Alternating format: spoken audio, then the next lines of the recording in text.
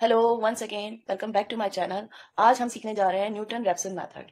ये देखिए, ये क्वेश्चन है find the real root of this function by Newton Raphson method. आपको कोई भी इक्वेशन दी जाएगी और उसमें आपको रियल रूट फाइंड करना होगा न्यूटन रैप्सन मेथड से। तो ये मेथड कैसे यूज करेंगे, इसके स्टेप्स क्या होंगे, इसको आपको जानने के लिए पूरी वीडियो देखनी है। तो शुरू से आखिर तक ये देखिएगा, स्किप मत कीजिएगा, ठीक है।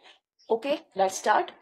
फर्स्ट ऑफ ऑल हम लिख लेंगे कि हमारा फंक्शन क्या है, ठीक है। फंक्शन वो होता है जो गिवन इक्वेशन होती है ना, वो हम लिख लेते हैं x4 माइनस एक्स माइनस 10, ठीक है। अब इसमें हमें ऐसी वैल्यूज डालनी है जो एक नेगेटिव हो उसकी, यानी कि कोई भी x की वैल्यूज हम डालेंगे नेगेटिव आए और फिर एक पॉजिटिव आए। तो अगर नेगेटिव नेगेटिव आ रही होंगी या पॉजिटिव पॉजिटिव आ रही होंगी तो हम वैल्यूज पुट करना स्टॉप नहीं करेंगे, लेकिन जैसे ही नेगेटिव और पॉजिटिव आ जाएंगी फिर हम उसको स्टॉप कर देंगे। चलिए आप करते हैं। सबसे पहले f x is equal to 0। तो 0 के लिए हम क्या करेंगे, इसमें 0 पुट करेंगे। तो क्या आ जाएगा, 0 की पावर 4, 0 माइनस 10, जो कि हो जाएगा -10, जो कि हमारी है वैल्यू नेगेटिव, ठीक है। अब 1 डाल के देखते हैं 1 में हमारी पॉजिटिव आएगी क्या नहीं। 1 की पावर 4 -1 माइनस 10, तो ये हमारे पास वैल्यू आ रही है, देखिए 1 माइनस 1 0 हो जाएगा और -10 फिर रह जाएगा, तो ये भी नेगेटिव आ गई है। तो अभी स्टॉप नहीं करेंगे, फिर हम एक्स की वैल्यू डालेंगे 2, जो कि होगी 2 की पावर 4 माइनस 2 माइनस 10। इसको सॉल्व करेंगे तो ये आ जाएगा 16। इसकी पावर सॉल्व करेंगे तो 16 आ जाएगा -2 और -10, ठीक है। अब 16 माइनस 2 14 होते हैं, 14 में से 10 माइनस करेंगे तो 4 आ जाएगा, जो कि पॉजिटिव होगा। तो ये एफ ऑफ 2 हमारे पास आ जाएगा 4, सही है। तो इसका मतलब ये हुआ कि अब हाँ, एक नेगेटिव आ गया एक पॉजिटिव आ गया, अब हम स्टॉप कर देंगे।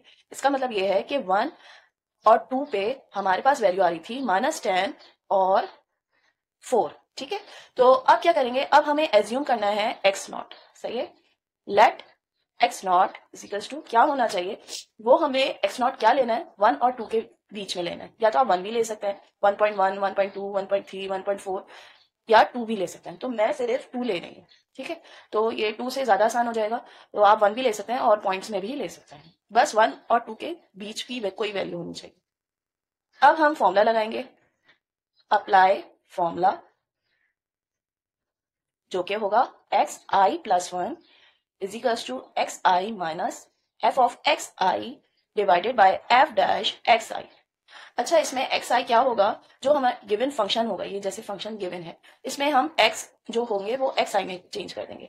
और एफ डैश एक्स क्या होगा, वो ये होगा कि इसका डेरिवेटिव लेंगे। तो सबसे पहले हम इसका डेरिवेटिव ले लेते हैं, डी ओवर डी एक्स आई की टर्म में हम कर लेते हैं इसे। तो ये फंक्शन हमने एक्स आई की टर्म में कर दिया।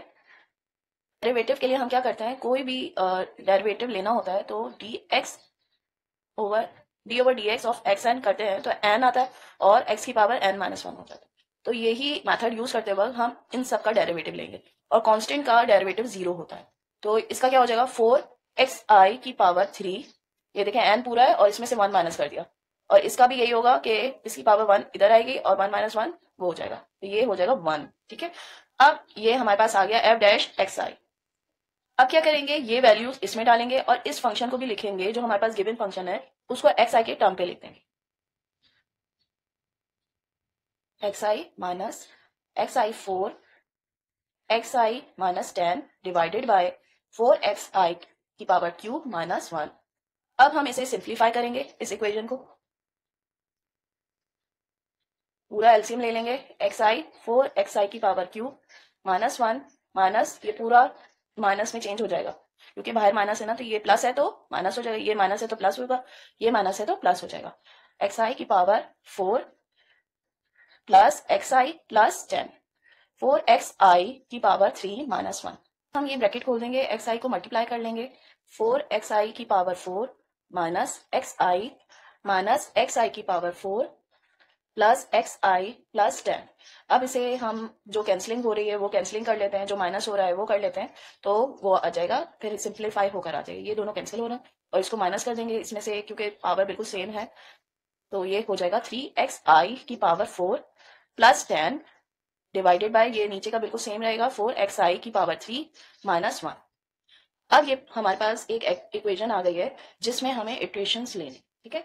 अब इटरेशंस हमें कैसे लेने होते हैं, सबसे पहले देखिए जो हमारे पास क्वेश्चन होता है उसमें अगर लिखा होता है अप टू डेसिमल 3 प्लेसेस या 4 प्लेसेस या 2 प्लेसेस तक लिखा हुआ आ रहा है या फिर 5 प्लेसेस, अगर 5 प्लेसेस तक लिखा हुआ आ रहा है तो आपको जो वैल्यू आएगी वो पॉइंट के बाद आपको 5 प्लेसेस तक के सेम करनी होगी। लेकिन अक्सर क्वेश्चन में 3 या 4 प्लेसेस तक के ही आता है, तो हमें 3 और 4 प्लेसेस तक के सेम करना होता है। तो अब इटरेशन स्टार्ट करते हैं।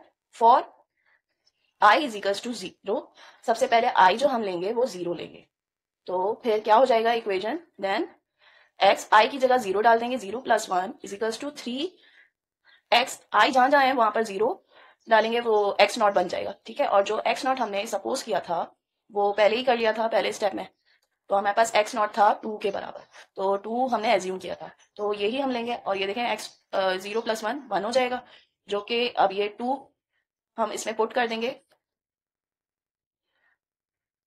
ये वाली इक्वेशन फिर बन जाएगी। और उसके बाद हम इसे सॉल्व करेंगे, इसकी पावर 4 और इन 3 से मल्टीप्लाई करेंगे प्लस 10 करेंगे, तो हमारे पास आ जाएगा 58 डिवाइडेड बाय नीचे का पूरा सॉल्व करने के बाद आ जाएगा 31, और ये भी सॉल्व कर लेंगे तो हमारे पास ये डिवाइड करने के बाद आ जाएगा 1.871। आप भी चेक कर लीजिए कि आपका ये आ रहा है या नहीं। अच्छा, ये मैंने क्वेश्चन में डेसिमल प्लेसेस तक के नहीं दिया है, उन्होंने सिर्फ रेप्सन मेथड यूज करने के लिए, न्यूटन रेप्सन मेथड यूज करने के लिए कहा, तो मैं ये 3 डेसिमल प्लेसेस तक के ले रही हूँ। जब अगर लिखा हुआ नहीं आए तो 3 डेसिमल प्लेसेस तक के लेना है, और अगर लिखा हुआ है जैसे अगर 4 प्लेसेस तक के लिखा हुआ है, 5 प्लेसेस तक के लिखा हुआ है, तो आपको और नंबर लेने होंगे। तो मैंने यहाँ तक के लिए हैं, और इस आखिर वाले को, वो इसके बराबर वाला जो नंबर था वो 5 से बड़ा था, तो इसको मैंने राउंड ऑफ करके 1 लिख दिया। ठीक है, इसमें एक ऐड और कर दिया, इधर 0 था तो इसमें मैंने 1 प्लस कर दिया, तो राउंड ऑफ करके आपको ये लिखना है 3 डेसिमल प्लेसेस तक।